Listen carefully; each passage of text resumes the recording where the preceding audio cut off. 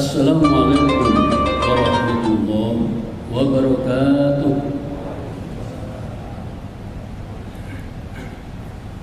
Alhamdulillahi rabbil alamin. Wa bihi nasta'inu ala umuri dunya waddin. Asyhadu an la ilaha illallah wahdahu la syarika lahu. وأشهد أن محمدًا عبده ورسوله فأصلي وأسلم على محمد وعلى آله وأصحابه أجمعين أما بعد فقال تعالى في كتابه الكريم أعوذ بالله من الشيطان الرجيم فإذا قضيت الصلاة فانتشروا في الأرض wabtaghu min fadlillahi wadhkurullaha katsiran la'allakum tuflihun. Shadaqallah. Para jamaah sebagai umat Islam, banyak kewajiban yang harus kita lakukan. Dalam hidup ini, selain kita dituntut untuk beribadah secara mahdhah, juga diperintahkan untuk melakukan hal-hal lain agar kita bisa hidup di dunia ini dengan nyaman dan nanti di akhirat juga dengan selamat. Para jamaah, karena kita hidup di dunia ini perlu makan, perlu minum, perlu tempat, perlu macam-macam kebutuhan. Maka kita diperintahkan untuk mencari nafkah. Kita diperintahkan untuk mencari nafkah. Tapi dengan catatan, carilah dengan cara yang halal. Dalam Al-Quran disebutkan, ya ayyuhalladzina amanu, wahai orang-orang yang beriman, la ta'kulu amwalakum bainakum bil batil. Janganlah engkau memakan atau mendapatkan sesuatu di antara kalian dengan cara yang batil. Illa an takuna tijaratan antara minkum, kecuali dengan cara diantaranya berbisnis, di mana dalam bisnis itu antara satu dengan yang lain saling oke, saling menerima, saling tenggang rasa.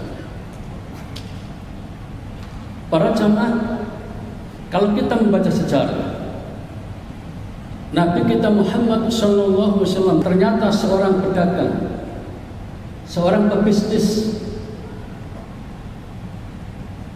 Kita masih ingat ceritanya ketika masih remaja, kemudian mendekati masa perkawinannya, beliau menjalankan usaha dagang milik Khadijah Al-Kubra. Di belakang hari para jamaah, cara-cara yang dilakukan Nabi ini kemudian ditiru oleh sejumlah sahabatnya. Dan kita juga mendengar berita tidak sedikit sahabat-sahabat Nabi yang kemudian mengalami sukses luar biasa dalam berbisnis. Para jamaah, pada kesempatan yang sangat terbatas ini, saya ingin sampaikan paling tidak 5 sahabat yang sukses berbisnis. Yang pertama adalah Abdurrahman bin Auf. Beliau wafat tahun 653 Masehi. Beliau ini pada saat ikut hijrah bersama Nabi di Madinah. Oleh Nabi dipertemukan dengan seorang sahabat bernama Sa'ad bin Rabi. Sa'ad bin Rabi adalah seorang taipan atau konglomerat Madinah pada masa itu. Saking sayangnya Sa'ad bin Rabi ini kepada Abdurrahman bin Auf, separuh hartanya ditawarkan untuk dimilikinya. Bahkan istrinya yang satu pun akan diberikan kepadanya. Tetapi Abdurrahman bin Auf tidak mau begitu gampang menerima. Abdurrahman minta, tolong Tuan Sa'ad antar saya ke pasar. Ada apa di sana? Para jamaah, Abdurrahman bin Auf kemudian ke pasar diantar oleh Sa'ad bin Rabi ini. Di pasar para jamaah, Abdurrahman bin Auf melakukan riset yang menarik ini. Melakukan riset, ada apa di pasar ini? Ada peluang apa yang bisa dilakukan untuk berbisnis? Ketemulah Abdurrahman bin Auf ini. Ternyata di sana itu ada kafling-kafling atau mungkin semacam kios-kios di pasar itu yang persewaannya sangat mahal. Sangat mahal. Kemudian melihat ada tanah kosong yang bisa didirikan kafling-kafling baru. Maka kemudian Abdurrahman bin Auf minta kepada Sa'ad yang konglomerat ini, tolong aku ingin kerjasama dengan panjenengan untuk membeli tanah itu, kemudian nanti kita kembangkan jadi apa. Dan Sa'ad pun setuju, dibelilah tanah itu. Dan kemudian oleh Abdurrahman bin Auf segera dilaksanakan pembangunan kafling-kafling baru, kios yang banyak dan dijual dengan harga yang agak murah ketimbang yang lain. Dan pada saat itu laris manis. Semenjak itulah kemudian Abdurrahman bin Auf bisnisnya berkibar dan lama-lama kemudian beliau menjadi konglomerat juga. Para jamaah, Abdurrahman bin Auf ini ada yang mendapatkan info kekayaan terakhir menjelang wafat itu mencapai 6,21 triliun.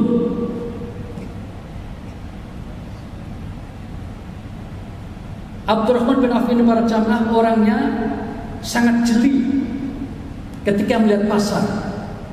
Dia harus jual apa? Dia harus melakukan apa di pasar itu? Dan yang penting untuk kita para jamaah, seorang Abdurrahman bin Auf ini ketika mendapatkan kekayaan yang begitu banyak, dalam pikirannya harus disedekahkan sebagian.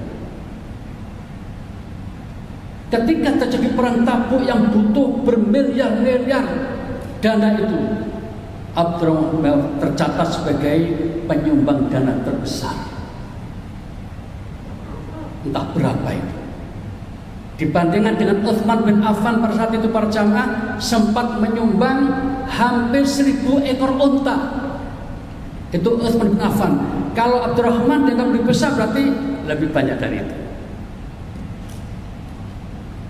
Para jamaah, pengusaha-pengusaha saat itu yang dipikirkan bukan hanya ingin menumpuk harta sebanyak-banyak, tetapi juga bagaimana harta yang banyak itu disedekahkan, diinfakkan, digunakan membantu untuk kegiatan kaum muslimin dan membantu fakir miskin. Itu umumnya para sahabat punya pikiran dan sikap serta tindakan.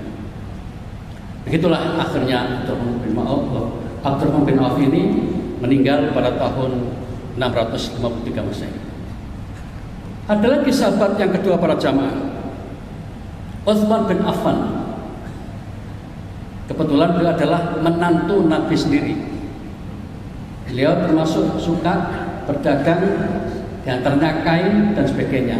Kalau Abdurrahman bin Auf tadi lebih ke properti, ini di kain.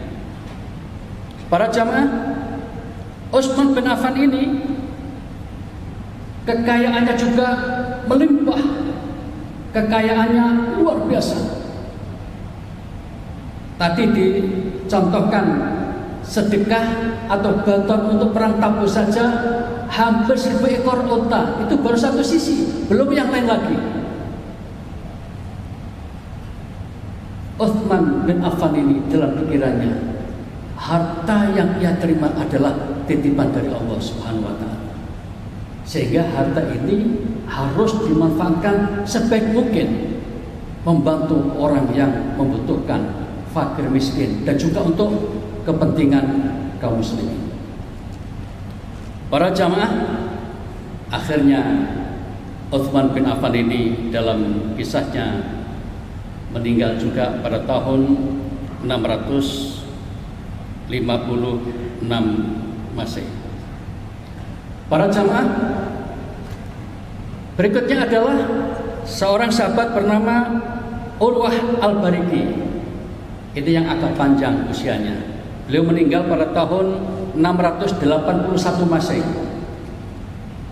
Keunikan sahabat ini dalam berbisnis adalah kelihayannya di dalam bernegosiasi, sehingga dia pandai menjaga relasi-relasi bisnisnya, calon-calon pembelinya. Bahkan dia sendiri ketika menjadi pembeli, banyak sekali para pengusaha itu yang mungkin hanyut karena tertarik dengan cara dia ini. Suatu ketika para jamaah, si Urwah Al-Bariki ini diperintah oleh Nabi untuk mencari seekor kambing dengan harga 1 dinar. Keahlian Al-Bariki ini kemudian para jamaah datanglah ke tempat penjualan hewan itu, dan ternyata dia bisa mendapatkan bukan hanya 1 ekor kambing, tapi 1 dinar dapat 2 ekor kambing. Itu saking lihainya cara bernegosiasi dengan pihak lain. Nah, para jamaah, beliau dikenal juga ahli di bidang manajemen keuangan, sehingga ini menjadi sangat penting bagi pengusaha-pengusaha yang mengembangkan usahanya. Sebab kalau ini tidak diperhatikan juga bisa berbahaya bagi pengembangan usaha berikutnya. Yang terakhir para jamaah, Umar bin Khattab. Umar bin Khattab ini ternyata saya juga sempat kaget ketika membaca beberapa catatan ini. Umar bin Khattab termasuk pengusaha yang hebat. Beliau lebih ke properti, mirip dengan Abdurrahman bin Auf. Dalam catatan yang saya dapatkan ini, nanti bisa kita cek berikutnya ya. Beliau memiliki tanah sekitar 70.000 hektar. Saya nggak bisa bayangkan bagaimana seseorang memiliki tanah seluas 70.000 hektar. Dari tanah yang seluas ini para jamaah, penghasilan yang didapat dalam 1 tahun saja itu mencapai 2,8 triliun per tahun, dan per bulannya mencapai sekitar 233 miliar. Bagaimana Umar bisa sukses? Salah satu yang ia pegang adalah ketegasan dan keadilannya. Jadi berbisnis dengan cara tegas itu juga disukai orang, tidak bertele-tele gitu.